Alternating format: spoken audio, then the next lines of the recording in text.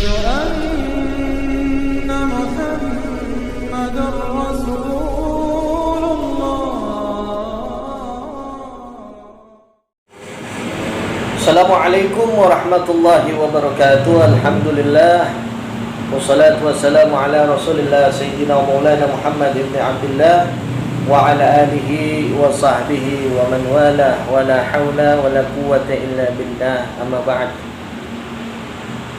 Pertama-tama saya ingin menegaskan bahwasannya ada pertanyaan yang datang kepada saya, bagaimana sih lapor-melapor itu, apalagi sekarang sedang ramai ya diperbincangkan mengenai kasusnya Fuji yang memang adik daripada almarhum Bibi Adriansyah, adik ipar daripada Vanessa Angel, yang katanya ingin dilaporkan gitu dengan adanya video yang bermuatan penghinaan terhadap si pelapor, dugaannya seperti itu.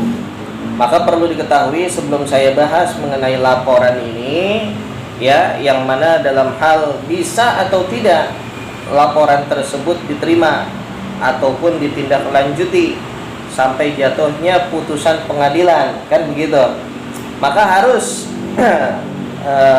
kita ketahui bersama bahwa setiap orang muslim yang memiliki suatu perkara hendaklah didamaikan terlebih dahulu, baik itu orang muslim maupun non muslim, apalagi orang muslim. Kita tahu bagaimana di dalam Al-Quran Allah berfirman, Bismillahirrahmanirrahim, Ya ayyuhalladzina amanu in ja'akum fasiqun binaba'in fatabayyanu.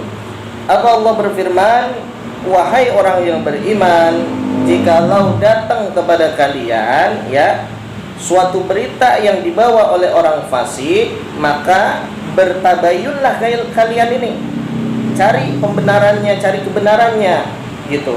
Jangan sampai ketika datang suatu berita yang katanya menjelek-jelekan kita, yang katanya itu menghina kita, kita langsung terima mentah-mentah.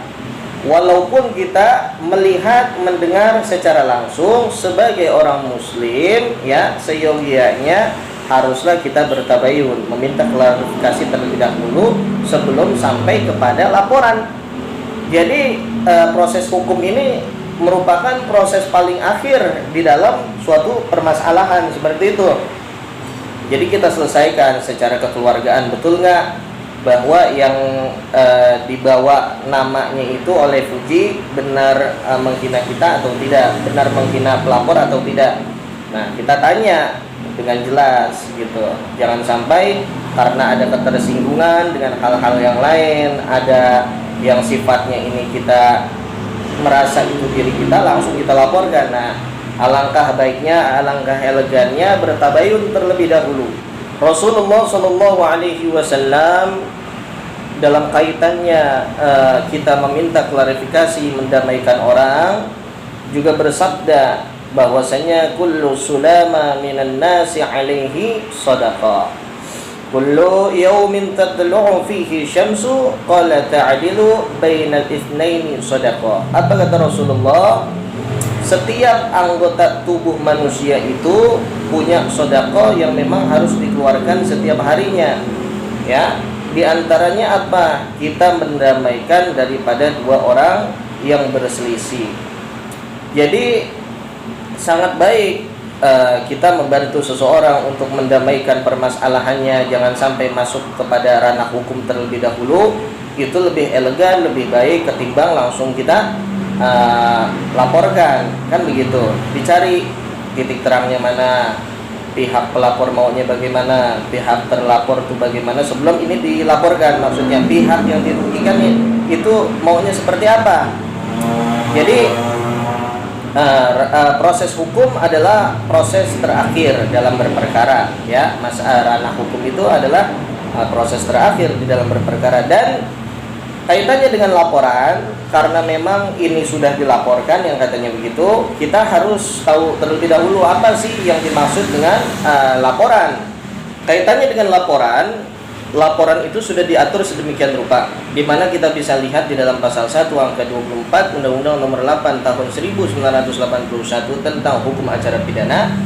Di sini dijelaskan apa yang dimaksud dengan laporan. Nah, laporan itu apa? Laporan adalah pemberitahuan yang disampaikan oleh seseorang karena hak atau kewajibannya berdasarkan undang-undang, gitu, kepada pejabat yang berwenang tentang telah ataupun sedang ataupun diduga akan terjadinya suatu peristiwa tindak pidana.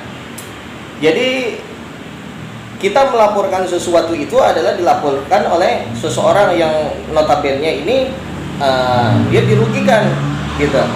Ada yang memang sifatnya delik aduan, ada yang memang sifatnya delik umum. Nah, dalam hal kaitannya orang dicemarkan nama baiknya, memang harus yang bersangkutan dengan didampingi oleh pengacara, tentunya itu juga bisa, ataupun tidak didampingi pengacara juga bisa. Nah, dilaporkan kemana? Ini ada ranah, ada wilayah di masing-masing wilayah hukum daripada kepolisian. Seperti halnya Mabes Polri. Mabes Polri itu mencakup wilayah hukum seluruh negara kesatuan Republik Indonesia, itu Mabes Polri. Nah, tatkala kita melaporkan ingin ke Polda, maka kita harus tahu bahwa ranah hukum, wilayah hukum daripada Polda itu tersendiri adalah mencakup daripada provinsi, gitu. Dan Polres itu wilayah hukumnya mencakup daripada kabupaten ataupun kota. Nah, setingkat Polsek mencakup daripada kecamatan. Sehingga harus kita tahu saat kita melaporkan seseorang, agar laporan kita ini tidak ditolak, harus tahu betul locus delicti-nya itu di mana, gitu. Apa yang dimaksud dengan locus delicti? Locus delicti adalah tempat terjadinya suatu tindak pidana. Jangan sampai adanya di mana kita lapor di mana, ini salah. Nah, sehingga ketika kita salah melaporkan, gitu, tidak jelas di mana terjadinya tindak pidana, maka mutlak laporan tersebut akan ditolak. Nah, dalam kaitannya video si Puji ini yang ingin dilaporkan oleh korban yang katanya dia merasa dirugikan, itu memang memakai Undang-Undang ITE. Tapi harus kita ketahui apa sih Undang-Undang ITE? Undang-Undang ITE itu Undang-Undang Nomor 19 Tahun 2016 tentang perubahan Undang-Undang Nomor 11 Tahun 2008 yang biasanya dipakai oleh orang-orang untuk melaporkan seseorang, ya, karena konten-kontennya itu bersifat menghina, menyudutkan dan lain sebagainya, yang diakses di dalam media sosial ataupun media elektronik dengan membawa dari pasal 27. Nah, pasal 27 ini memiliki beberapa ayat. Di antaranya ayat yang pertama, ya, dia mengakses daripada elektronik, dia sebarluaskan karena dia bermuatan kesusilaan. Itu yang pertama. Ayat keduanya adalah bermuatan tentang perjudian. Ayat ketiga bermuatan tentang penghinaan ataupun pencemaran nama baik. Dan yang keempat bermuatan tentang pengancaman, ya, seperti halnya pemerasan dan lain sebagainya. Jadi dalam kasus video Puji ini, ya, sudah dapat diketahui bahwa si pelapor akan melaporkan Puji ini dengan pasal 27 ayat 3 Undang-Undang ITE karena pencemaran nama baik atau penghinaan yang diakses di dalam media elektronik, gitu. Tinggal dibuktikan nantinya. Karena begini, dalam hal penghinaan pencemaran nama baik di sini, ya, harus betul-betul dibuktikan bahwa yang dicemarkan nama baiknya itu adalah dia. Entah itu dengan foto, entah itu dengan video yang memang videonya itu si korbannya ini ada di dalam video tersebut, ataupun dengan membawa nama jelasnya yang betul nama itu adalah nama dia.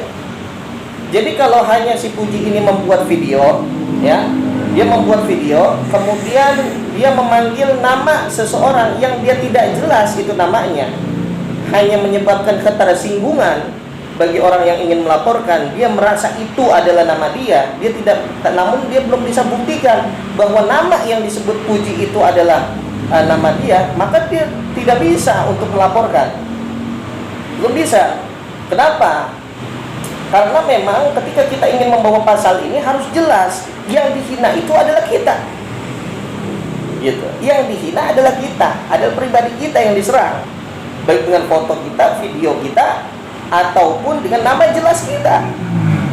Nah, dalam kaitannya video puji ini kita lihat di dalamnya menyebutkan nama yang memang bukan itu nama jelas, gitu. Sehingga kembali lagi sebelum dibuat laporan haruslah diklarifikasi terlebih dahulu. Kalau yang bersangkutan paham tentang hukum, ya maka harus disomasi. Ya, disomasi, dibuat surat teguran, surat klarifikasi agar dipertemukan kedua belah pihak sebagaimana yang diajarkan oleh Allah Subhanahu wa taala dan Rasulnya, gitu. Jadi jelas di sini, ya. Kalau berdasarkan undang-undang ITE, ya, si puji ini seharusnya belum bisa dilaporkan. Kalaupun nantinya diterima laporan, harus dibuktikan. Dan nyatanya nantinya tidak bisa dibuktikan sedangkan laporan telah masuk, maka puji berhak untuk melaporkan balik si pelapor, gitu. Ya. Jadi ini saja yang bisa saya sampaikan, mudah-mudahan bermanfaat bagi masyarakat luas, gitu kan. Karena memang yang namanya public figure ini mereka menjadi contoh, apalagi tentang kasus-kasusnya, gitu kan, bisa menjadi pelajaran khalayak publik. Itu aja dari saya, mudah-mudahan manfaat. Hadza minni wallahul muwaffiq ila aqwamit thariq. Wassalamualaikum warahmatullahi wabarakatuh.